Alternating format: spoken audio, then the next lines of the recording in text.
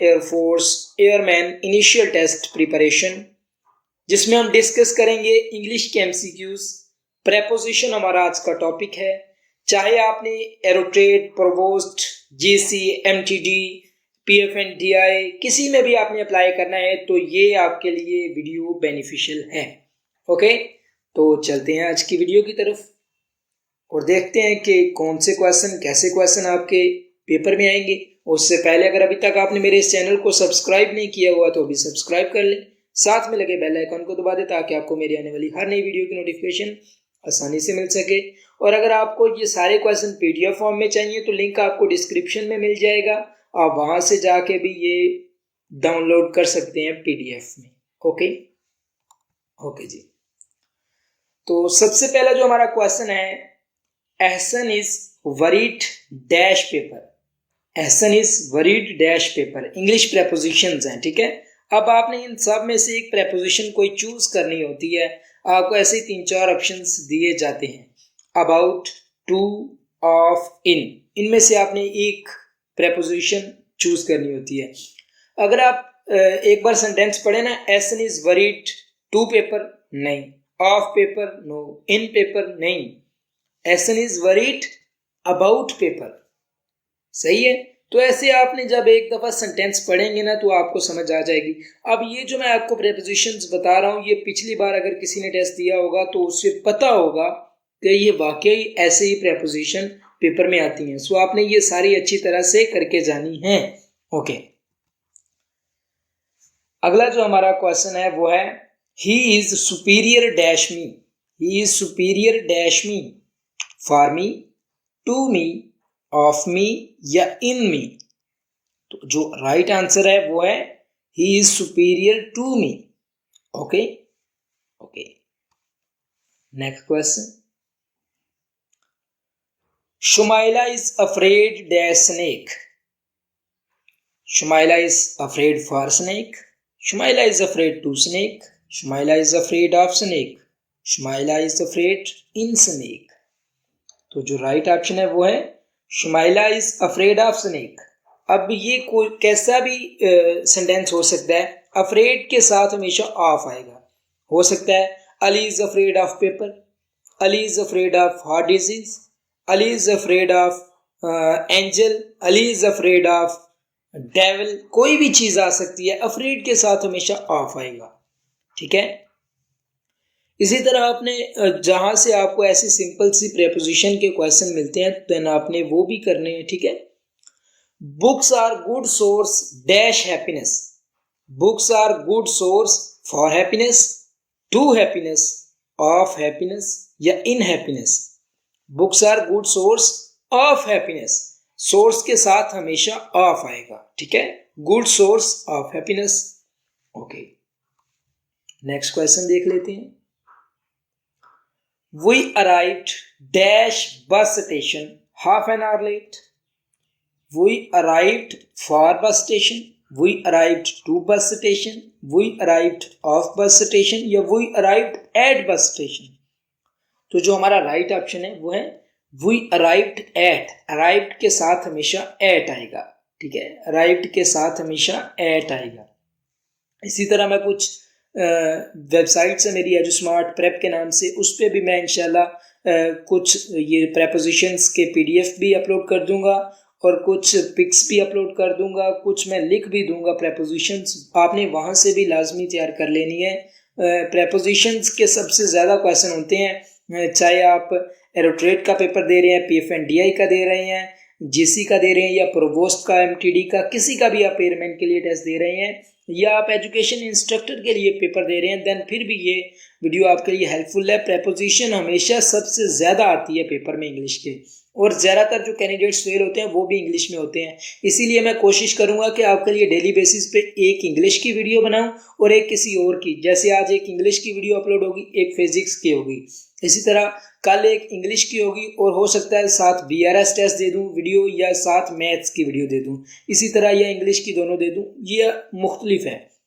इसी तरह जो दूसरा चैनल है edu knowledge, edu knowledge channel पे भी आपको काफ़ी इंफॉर्मेटिव वीडियोस मिलेंगी, यानी उस पर कल वीडियो अपलोड होगी कि व्हाट इज़ एरोट्रेड, एरोट्रेड क्या है, उसका काम क्या है, उसकी सैलरी क्या है, उसका यूनिफॉर्म कैसा होता है, उसको रैंक कैसे मिलता है, आप अपना प्रमोशन कैसे ले सकते हैं पाकिस्तान एयरफोर्स में। ऐसी बातें जो है वो आपको एजू नॉलेज चैनल पे मिलेंगी। उसका लिंक भी मैंने डिस्क्रिप्शन में दिया हुआ है, आप वो भी ज्वाइन कर सकते हैं चैनल को। Okay, we arrived at bus station.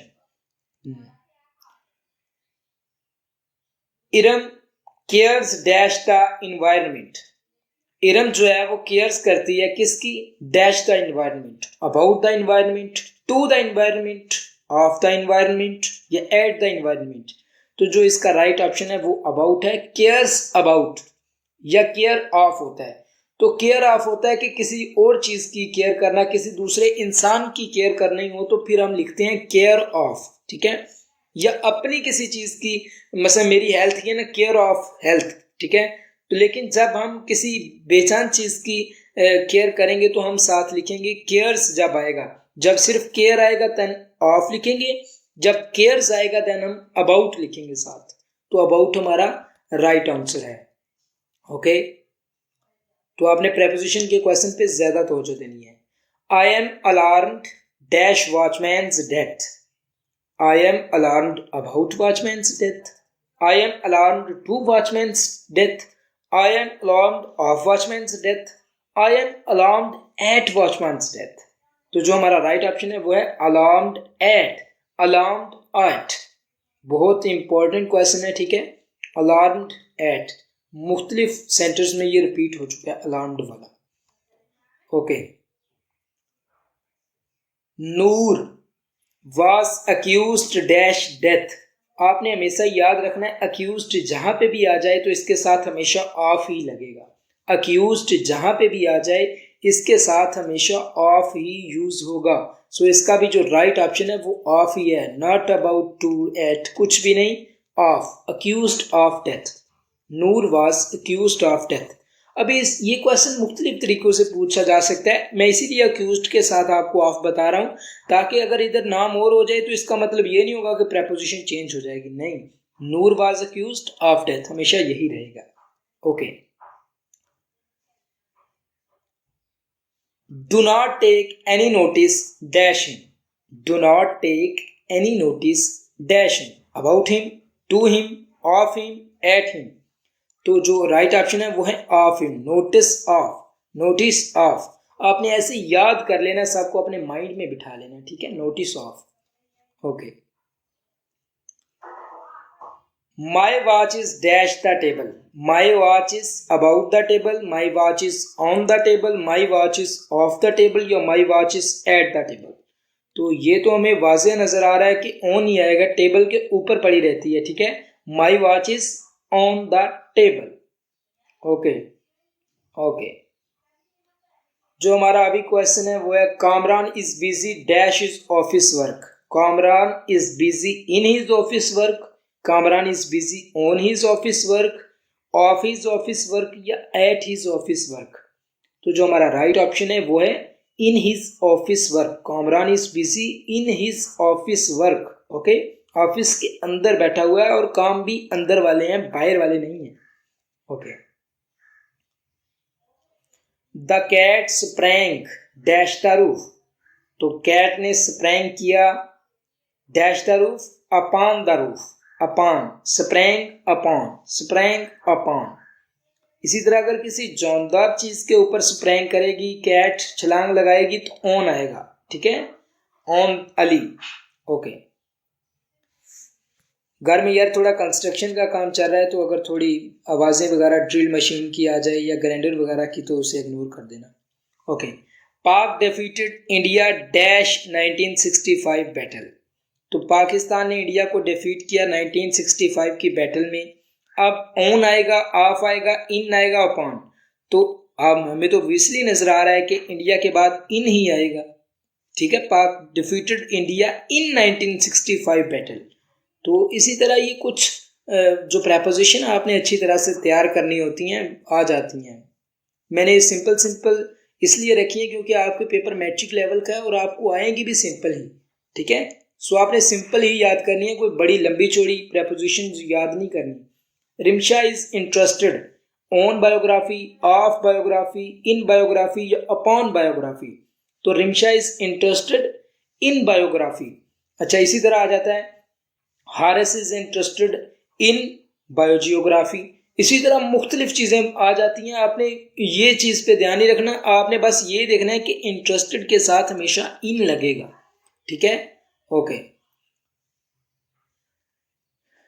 She suffers dash A heart disorder. She suffers on A heart disorder, she suffers of a heart disorder, from a disorder, upon a heart disorder। तो जो right option है वो है she suffers from a heart disorder। ठीक है, okay. he is good dash badminton। he is good on badminton, of badminton, from badminton या at badminton। He is good at badminton. ठीक है, इसी तरह इधर किसी और खेल का भी नाम आ सकता है। He is good at football, he is good at cricket, he is good at ludo, लेकिन गुड के साथ इधर एट ही लिखना जब आगे कोई ना कोई गेम का पूछा गया है। Okay. I belong dash a decent family. I belong upon a decent family, by a decent family, to a decent family या विद ए डिसेंट फैमिली। तो I belong to a decent family यानी कि to आएगा। I belong to a noble family, किसी भी family के बारे में पूछा जाए तो बिलोंग के साथ हमेशा टू ही लगाना है, टू, TO2। ओके। अच्छा, divide this money dash Saqlain and Shumaila. ठीक है, ये मनी को डिवाइड करो सकलैन और शुमाइला के दरमियान, अपॉन, बिटवीन, अमंग, विद। तो क्या आएगा? जब दो लोगों की बात की जाए ना तो फिर बिटवीन आएगा, जब दो से ज्यादा लोगों की बात की जाए तो फिर अमंग आएगा। मसलन divide this money dash the class, जब क्लास वर्ड आ जाएगा ना तो क्लास का मतलब होता है ज्यादा लोग, तो ज्यादा लोगों की जब बात होगी देन हम अमंग लगाएंगे। लेकिन डिवाइड दिस मनी डैश, दो नाम ले लिए, अली और अहमद, दो नाम आ गए तो फिर हम बिटवीन लगाएंगे। जब दो चीज़ों के दरमियान कोई चीज़ डिवाइड करनी हो या मवाजना करना हो या फ़र्क करना हो तो हम बिटवीन लिखते हैं।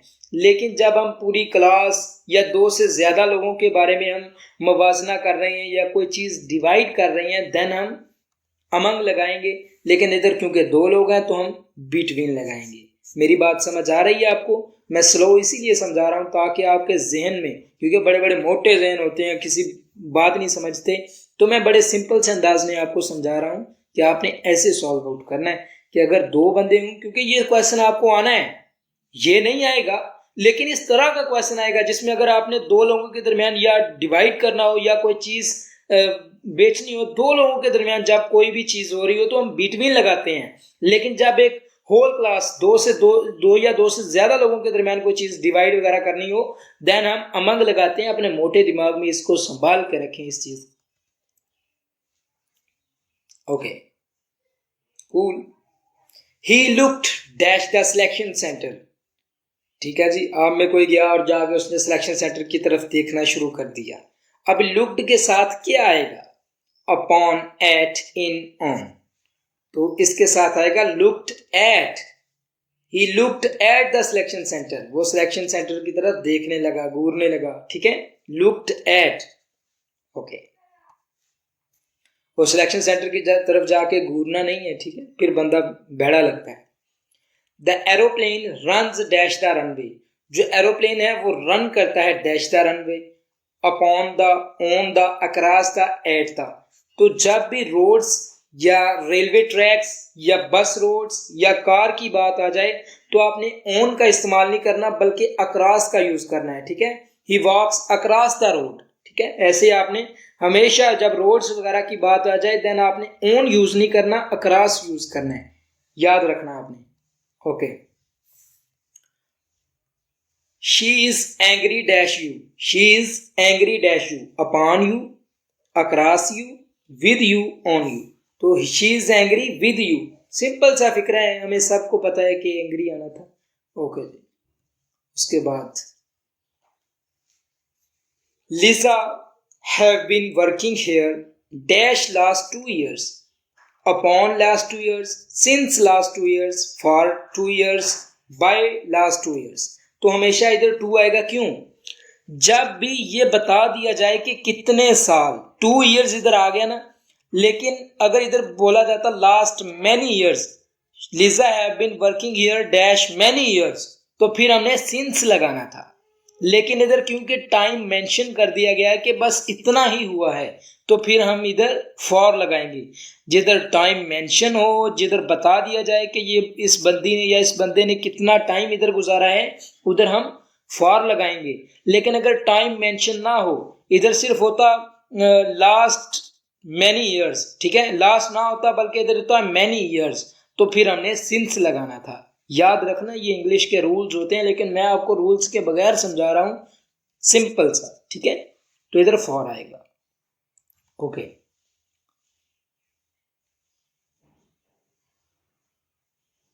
ही was absorbed dash his studies, he was absorbed on in with by, तो आंसर है इसका इन। ही वॉज अब्सॉर्ब्ड इन। अब आपने याद रखना है कि अब्सॉर्ब के साथ इन ना। ओके, और आपने हमेशा याद रखना है कि इंग्लिश के पेपर में सबसे ज़्यादा लोग फेल होते हैं। ये अगर आपको पीडीएफ की फॉर्म में चाहिए ये सारे क्वेश्चन, तो वो डिस्क्रिप्शन में लिंक मिल जाएगा, आपने लिंक पे क्लिक करना है और आपको पीडीएफ मिल जाएगा, ठीक है। She took her brother dash hand, on hand, in hand, with hand या by hand. By hand, she took her brother by hand, ठीक है, बाय हैंड। अगर इधर लेग होता तो बाय लेग, बाय मोटरसाइकिल होता तो बाय मोटरसाइकिल, एरोप्लेन होता तो बाय एरोप्लेन, ठीक है। Okay, there was no heir dash the throne, there was no heir to the throne. Okay, no heir to the throne.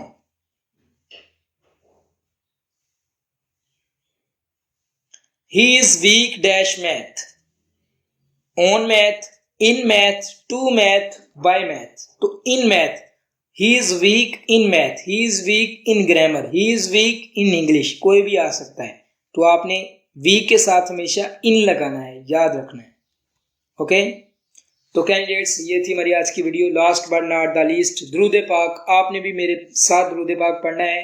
ये दरूद नूर है, जिसको कोई चीज़ समझ नहीं आती वो दरूद नूर कसरत से पढ़े, इंशाल्लाह अल्लाह ताला उसका सीना खोल देगा और वो अच्छी तरह से सबक भी याद करेगा और उससे चीज़ें भी याद रहे करेंगी। तो पढ़ते हैं, बिस्मिल्लाहिर्रहमानिर्रहीम, अल्लाहुम्मा सल्ली अला सय्यिदिना मुहम्मदिन नूरिल अनवारी व सिर्रिल असरारी व सय्यिदिल अबरारी। तो कैंडिडेट्स, ये थी हमारी आज की वीडियो जिसमें हमने डिस्कस किया है इंग्लिश का प्रेपोजिशन का टॉपिक। ये तकरीबन 18 मिनट की वीडियो हो गई है, आपने कम्प्लीटली वॉच करनी है। अगर आपको ये पीडीएफ फॉर्म में चाहिए ये सारे प्रेपोजिशंस, देन आप डाउनलोड कर सकते हैं। मैंने डिस्क्रिप्शन में लिंक दे दिया, आपको पीडीएफ फॉर्म में मिल जाएगा और आप खुद भी प्रिपरेशन कर सकते हैं पीडीएफ फॉर्म में लेके।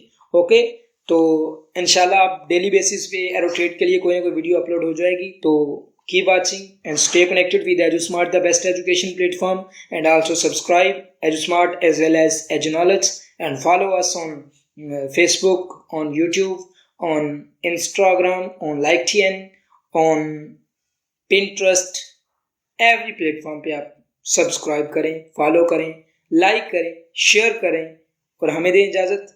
मिलते हैं फिर इंशाल्लाह अपनी अगली वीडियो में, तब तक के लिए अपना बहुत सारा ख्याल रखें। अल्लाह हाफिज़, अस्सलाम वालेकुम।